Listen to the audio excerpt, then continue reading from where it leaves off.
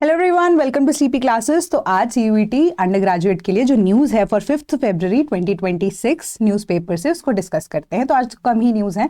तो पहली न्यूज़ आपकी क्या कह रही है? On rare earth supply Donald Trump administration for once seeks allies.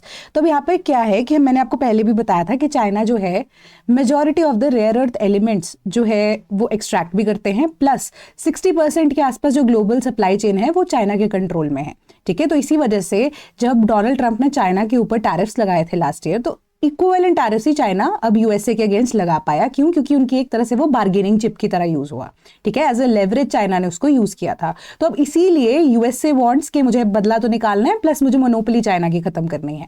तो अब जो यूएसए है वो प्लान क्या कर रहा है? सबसे पहले कि जो ग्लोबल अलाइज है जिनके पास पहले तो कि रेयर अर्थ एलिमेंट्स की रिसोर्सेज की अवेलेबिलिटी है, उन कंट्रीज को इकट्ठा किया जाए या तो उनके साथ पार्टनरशिप्स में एंटर किया जा सके, प्लस एक ग्लोबल अलायंस बनाई जा सके। अब उसके पीछे का फायदा क्या है? फायदा ये है कि जो चाइना ने अपनी मोनोपोली बना रखी है तो वो किसी भी रेट पे उन मिनरल्स को बेचते हैं। ठीक है, क्योंकि सप्लाई किसी तरीके से भी वो रोक सकते हैं, बढ़ा सकते हैं। दूसरी चीज ये है कि सप्लाई कंट्रोल में अगर यहाँ पर नहीं लेके आई जा सकती तो एटलीस्ट एक मिनिमम या मैक्सिमम प्राइस जो है वो भी सेट नहीं किया जा सकता। तो चाइना अंधा पैसा उससे कमा रहा है। तो ग्लोबली उसको रेगुलेट करने के लिए कि क्रिटिकल मिनरल्स जो है किस तरीके से सप्लाई चेन है उसको कंट्रोल करने के लिए मार्केट रेट्स के अकॉर्डिंगली उसको चलाया जा सके, या मिनिमम या एटलीस्ट मैक्सिमम प्राइस जो है उसका बताया जा सके। तो इसी वजह से एक ग्लोबल अलायंस या आने वाले टाइम में आपको एक और अलायंस के बारे में सुनने को मिल सकता है। तो वो ग्लोबल कोलिजन के नाम से फिलहाल अभी बोला जा रहा है। एग्जैक्ट नाम उसका अभी तक शेयर नहीं हुआ है।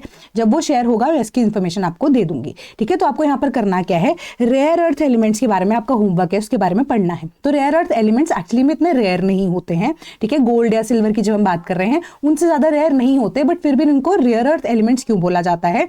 वो इसी वजह से क्योंकि इनका जो एक्सट्रैक्शन प्रोसेस है, ठीक है, एक्सट्रैक्शन प्रोसेस है, इसके लिए टेक्नोलॉजी जो है बहुत, आप कह सकते हो कि एडवांस चाहिए होती है। एडवांस टेक्नोलॉजी की रिक्वायरमेंट की वजह से प्रॉब्लम क्या आती है कि हर एक कंट्री के पास इतना पैसा नहीं है कि वो इनोवेशन या R&D कर सके। तो यूएसए के पास ये टेक्नोलॉजी अभी है, चाइना के पास भी है, ऑस्ट्रेलिया के पास भी है, एंड इवन नॉर्डिक कंट्रीज या जिनमें हम स्पेसिफिकली बात करें तो डेनमार्क वगैरह है ना, इनके पास ये, या नॉर्वे हो गया, इनके पास ये अभी अवेलेबल है। बट एक्सट्रैक्शन इतनी ज्यादा हाई अमाउंट में जितना चाइना करता है उतना कोई और कंट्री भी नहीं करता है। ठीक है, इसी वजह से इनको रेयर अर्थ एलिमेंट्स का नाम दिया गया। प्लस इनका यूजेज जो है आजकल के इलेक्ट्रिक व्हीकल से लेकर डिफेंस इक्विपमेंट सब तक है, जरूरी है। ठीक है, तो इसी वजह से इसके ऊपर कर्व किया जाना जरूरी है।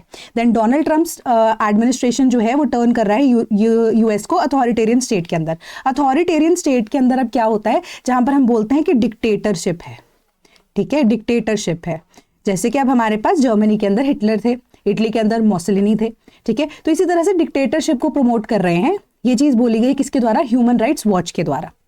ठीक है, ह्यूमन राइट्स वॉच जो है उसके द्वारा एक सर्वे या उनकी एनुअल रिपोर्ट निकलती है, उनके अकॉर्डिंगली उन्होंने बोला है कि डोनाल्ड ट्रंप जब से वापस से प्रेसिडेंट बने हैं तो वो अब डेमोक्रेसी को कम करके अथॉरिटेरियन यानी कि डिक्टेटर ज्यादा बनते जा रहे हैं। तो अब ह्यूमन राइट्स वॉच के बारे में बस मैं आपको एक दो पॉइंटर्स बताना चाहती हूँ। ह्यूमन राइट्स वॉच जो है 1978 में बनाया गया था। ठीक है, इस्टेब्लिश हुआ था, एंड स्पेसिफिकली ये अब उस टाइम पे उनका दायरा जो है वो कम रखा गया था क्योंकि कोल्ड वॉर का एरा तब चल रहा था, बट अब दायरा बढ़ चुका है and currently they are working in 5 to 7 continents. 7 तो नहीं है वैसे 5 continents is the exact number. 5 continents के अंदर अभी तक ये काम कर रहे हैं। एंड इनका काम क्या होता है कि इस 5 के 5 कॉन्टिनेंट्स के अंदर स्पेसिफिकली जितने भी अब ह्यूमन राइट्स से रिलेटेड अब्यूजेस के केसेस आते हैं उसको ये स्टडी करते हैं एंड उसी के अकॉर्डिंगली हर साल अपना एक ईयरली रिपोर्ट या एनुअल रिपोर्ट पब्लिश करते हैं। ठीक है, इतने आपको बस पता होना चाहिए। Then Indian cities could see far higher temperature rise than projected. यहाँ पर क्या बताया जा रहा है? पहली चीज आपको ये पता होनी चाहिए कि अब इंडिया का मैप हम देखते हैं, है ना, हमें पता है कि मध्य प्रदेश से होते हुए गुजरात से होते हुए हमारे पास ट्रॉपिक ऑफ कैंसर पास होता है। तो आधा India that is southern India जो है वो ट्रॉपिकल जोन के अंदर आता है एंड नॉर्दर्न इंडिया जो है वो टेम्परेट जोन के अंदर आता है। ये चीज हमें पता है।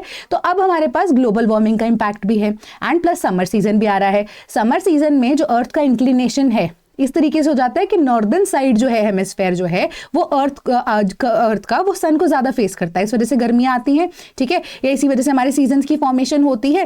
तो इसी तरीके से यही बोला जा रहा है कि इस बार से जो समर्स शुरू होंगे वो ज्यादा हार्श होंगे क्योंकि क्लाइमेट चेंज के रिगार्डिंग जितनी भी अभी तक स्टडीज की गई हैं उसके अकॉर्डिंगली प्रोजेक्टेड है कि धीरे धीरे करके एनुअल टेम्परेचर जो है वो बढ़ता जाएगा। बट एक्चुअली में अभी जो स्टडी पब्लिश कर रही है कि इतना जल्दी जो टेम्परेचर राइज है वो देखने को मिलेगा एंड जो पुरानी स्टडीज थी वो ज़्यादा यहाँ पर फेल होती हुई नजर आ रही हैं।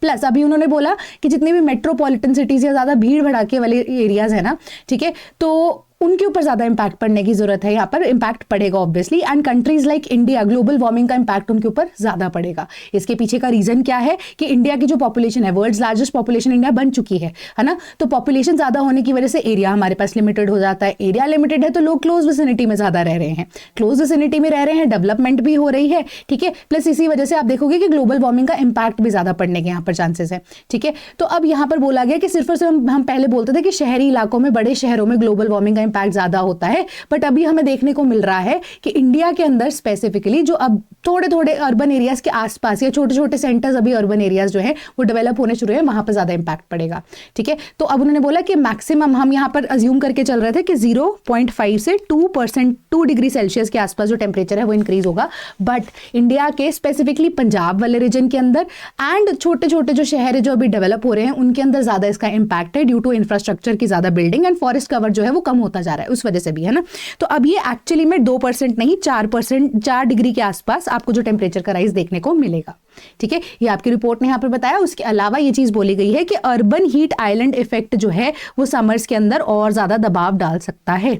अभी क्या होता है urban heat island effect, that is कि जब कोई भी ऐसे बड़ा शहर है, सपोज कीजिए आप दिल्ली की यहाँ पर बात कीजिए, मुंबई की कीजिए, चेन्नई की कीजिए, है ना, या इवन बैंगलोर की भी आप कर सकते हो, वहां पे शहर तो वो छोटे से हैं, इंडस्ट्री बहुत ज्यादा यहाँ पर डेवलप हो चुकी है, एनसीआर रीजन के अंदर भी, तो वहां पर आप देखोगे कि फ्लैट सिस्टम काफी चलता है, घर इतने लोगों के एग्जिस्ट नहीं करते हैं, जो पुराने लोग हैं वही घर ले पा रहे हैं, अफोर्डेबिलिटी भी नहीं होती, तभी वो जगह जो है बहुत ज्यादा महंगी भी होती जाती है। तो एक लिमिटेड ही जगह होती है हमारे पास जिसके अंदर बहुत सारे लोग एक एरिया के अंदर एग्जिस्ट कर रहे हैं। अगर एक ही एरिया के अंदर बहुत सारे लोग रह रहे हैं, वहां पर एसी भी यूज होंगे, व्हीकल्स भी उतनी होंगी, फैक्ट्रीज जो है वो भी उतनी ज्यादा होंगी, क्योंकि अर्बन सेंटर्स हैं वो, है ना। तो इस वजह से पोल्यूशन जो कॉज होगा वो बहुत ज्यादा होगा। पोल्यूशन ज्यादा होगा तो पोल्यूटेंट्स जो हैं वो भी ज्यादा होंगे। पोल्यूटेंट्स क्या होते हैं? जो पोल्यूशन कॉज करते हैं। पोल्यूटेंट्स यानी कि अब व्हीकुलर एमिशन ज्यादा है तो एयर पोल्यूशन ज्यादा होगा, है ना। अकॉर्डिंगली हमारे पास जो पार्टिकुलेट मैटर है वो भी ज्यादा एग्जिस्ट करेगा। तो अगर पोल्यूशन ज्यादा है तो ऑटोमेटिकली यही जो पोल्यूटेंट्स की प्रेजेंस की वजह से हीट ट्रैप भी होगी। प्लस अब हमारे पास इंफ्रास्ट्रक्चर जो है वो भी धीरे धीरे करके वहां पर बिल्ड तो होता ही रहता है।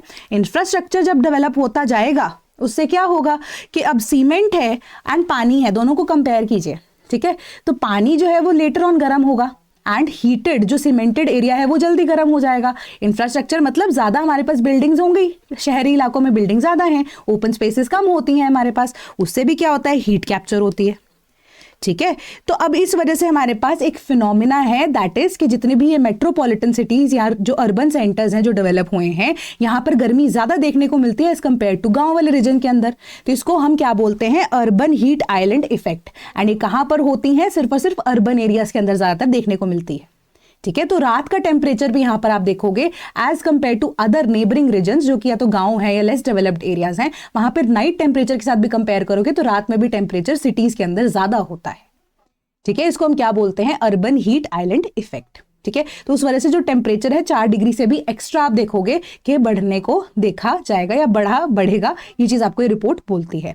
Then cooperative cab service Bharat taxis launch today, ठीक है। बस आपको इतना पता होना चाहिए इस न्यूज के अंदर कि कोऑपरेटिव स्ट्रक्चर पे ये बनी है, ठीक है। कोऑपरेटिव सोसाइटी बोलते हैं ना हम, तो इंडियन जो कंपनीज एक्ट उसके अकॉर्डिंगली जो कोऑपरेटिव सोसाइटीज है उसके अंडर इसको एस्टैब्लिश किया गया है। एंड कैब सर्विस है ये, जैसे ओला उबर है वो तो प्राइवेट कंपनीज है, तो अब ये कोऑपरेटिव काम यहाँ पर शुरू किया गया है। इसका नाम क्या है? भारत टैक्सी। तो इसको लॉन्च किया जाएगा आज, ठीक है। एंड यहाँ पर जो आपके ड्राइवर्स होते हैं, जैसे ओला एंड उबर के ड्राइवर होते हैं, उनको तो कुछ हमें सिर्फ नाम पता होता है ना, तो यहाँ पर सरकार ने अब जो ड्राइवर्स हैं जो काम करेंगे भारत टैक्सी के अंडर, उनको यहाँ पर क्या नाम दिया है? सारथी नाम दिया है। प्लस अब जो पूरे साल के अंदर टॉप 5 सारथीज होंगे इन इंडिया जो कि इन कैब सर्विसेज को यहाँ पर प्रोवाइड करेंगे and based on the ratings and various other parameters, तो इनको यहाँ पर टॉप 3 ऐसे जो लोग हैं उनको रिवॉर्ड दिया जाएगा। एंड स्पेसिफिकली इनको इंश्योरेंस प्रोवाइड की जाएगी जिसमें एक्सीडेंटल कवरेज होगा 5 लाख रुपए तक का। दूसरा ये है कि इनकी फैमिली को, जो कि टॉप 3 होंगे उनमें से उनकी फैमिली को भी इंश्योरेंस कवर मिलेगा 5 लाख रुपए का। प्लस अब आप कह सकते हो कि रिकॉग्निशन तो सरकार की तरफ से मिलेगी ही, तो वेलफेयर एंड लॉन्ग टर्म ये सोशल सिक्योरिटी प्रोवाइड करेगी। तो सरकार के द्वारा बैकिंग है तो पैसे का उसी के अकॉर्डिंगली यूजेज किया जा रहा है। देन अ फ्लॉक ऑफ सारस क्रेन्स आउटसाइड लखनऊ इन उत्तर प्रदेश। तो आपको ये पता होना चाहिए सारस क्रेन्स क्या है। हमारे पास जो ये ऐसी बर्ड्स हैं जिनकी मैक्सिमम हाइट आप देखोगे कि 6 फीट तक भी चली जाती है, ठीक है। वैसे 5.8 से 5.9 फीट, मतलब मुझसे भी लंबी वैसे हो गई, ठीक है। मैं तो इनसे छोटी हूँ बहुत ज़्यादा, ठीक है। तो अराउंड 6 फुट के आसपास इनकी हाइट होती है। एंड सारस क्रेन की जब हम बात करें तो IUCN स्टेटस अगर आपसे पूछ लिया जाए, ये अब बायोडोमेन वाले ध्यान रखना, तो ये वल्नरेबल है, ठीक है। तो ये ध्यान रखना। एंड ये कहाँ पे, कौन सी state, that is Uttar Pradesh की स्टेट बर्ड भी है, ठीक है। तो सारस क्रेन जो है, अब उनका आप देख सकते हो फ्लॉक है, उसकी इमेज कैप्चर की गई है, बट उसके रिगार्डिंग ये इन्फॉर्मेशन थी। एंड ये सबसे ऐसी बड़ी बर्ड्स हैं दैट कैन एक्चुअली फ्लाई, ठीक है। तो इस वजह से ये यूनिक है अपने आप में। एंड कहाँ पे, उत्तर प्रदेश के अंदर ये ज्यादातर पाई जाती हैं। एंड इनकी पॉपुलेशन जो है वो बढ़ी है, ठीक है, which is a good news, which is a positive news. And Uttar Pradesh के अंदर भी अगर हम बात करें तो कहाँ पे, इटावा जो फॉरेस्ट डिवीजन है, इनकी सबसे ज्यादा तादाद या अब पॉपुलेशन पूरे with in Uttar Pradesh only. तो अब वो कहाँ पर, इटावा डिस्ट्रिक्ट के अंदर ज्यादातर देखने को मिल रही है। कितनी पॉपुलेशन है, 3304 सारस क्रेन्स वहां पर देख रही हैं, पॉपुलेशन के अकॉर्डिंग पाई गई है, ठीक है। देन नेक्स्ट न्यूज आपकी क्या, आज की इतनी ही थी वैसे, चलो कम ही न्यूज थी, जल्दी से जल्दी चीजें कवर हो गई हैं, बट इंपॉर्टेंट पॉइंटर्स हैं, इनको ध्यान में रखना। डिफरेंट डोमेन्स में भी आपको ये चीजें हेल्प कर सकती है, क्योंकि बायो का या एनवायरमेंट का पेपर जो है ना, उसमें आपको करंट अफेयर्स काफी ज्यादा पूछे जाते हैं। तो ये सारी चीजें आपके लिए इंपैक्टफुल रहेंगी, आपको काफी हद तक यहाँ पर चीजें समझने आनी शुरू हो जाएंगी, ठीक है। कोई डाउट होता है मुझे कमेंट सेक्शन में जरूर बताना। बाकी अगर आप चाहते हो कि आपको CUET अंडर ग्रेजुएट के प्रीवियस ईयर पेपर सॉल्व यहाँ पर मिल जाए, तो 2022 ऑनवर्ड्स आपको PYQs जो हैं वो सॉल्व करके कंपाइल करके दे दिए गए हैं for the particular domain of biology, economy, environment, geography, history, polity and sociology. तो अकॉर्डिंगली आप चाहते हैं कि आप प्रिपेयर करें बोर्ड्स के साथ साथ साइमल्टेनियसली। अब तो चलो रजिस्ट्रेशन डेट भी खत्म हो गई है, ठीक है। अगर आप साइमल्टेनियसली अपने बोर्ड्स की तैयारी एंड PYQs की तैयारी करना चाहते हो तो ये बुक आपको बहुत ज़्यादा हेल्प करेगी, ठीक है। एंड इसी के अकॉर्डिंग NCERT की लैंग्वेज में सिंस इसके बारे में आपको इन्फॉर्मेशन प्रोवाइड की गई है, तो आपको ये पता लग जाएगा कितनी कितनी बारीकियों पे जो क्वेश्चन है उसके आंसर चेंज होते हैं, एंड किस हिसाब से आपको ये जो क्वेश्चन हैं वो करेक्ट करके आने हैं to get your desired university, ठीक है। तो तैयारी करते रहिए, पढ़ते रहिए। एंड बोर्ड के पेपर भी पास आ चुके हैं अब तो उसके लिए भी तैयारी को यहाँ पर ऐसे फुल मोड ऑन रखिए। And all the very best. कोई डाउट होता है अगेन कॉमेंट सेक्शन में मुझे जरूर बताइएगा। That is all from my side today. Thank you so much.